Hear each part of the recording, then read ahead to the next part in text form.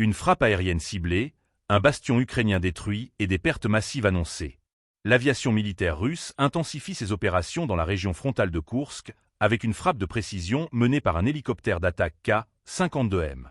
Objectif: neutraliser les positions fortifiées des forces armées ukrainiennes. Abonnez-vous et partagez cette vidéo pour ne rien manquer des dernières évolutions du conflit. L'attaque, rapportée par le ministère de la Défense, a été menée par un groupe tactique mixte. L'hélicoptère d'attaque a lancé une frappe aérienne avec des missiles guidés sur les coordonnées transmises par un contrôleur aérien avancé. Une fois les missiles en route, l'appareil a immédiatement engagé une manœuvre défensive à très basse altitude, larguant des fusées éclairantes pour éviter tout tir de riposte par des missiles solaires portables.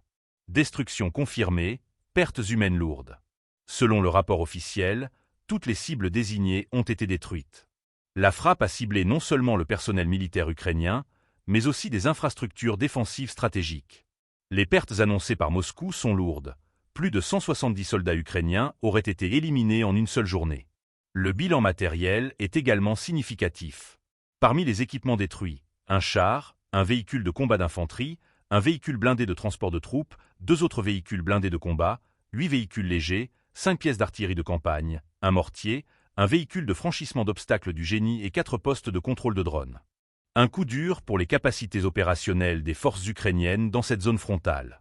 Depuis le début des combats dans la région de Koursk, les pertes ukrainiennes s'élèveraient désormais à plus de 65 000 soldats, selon les chiffres avancés par Moscou.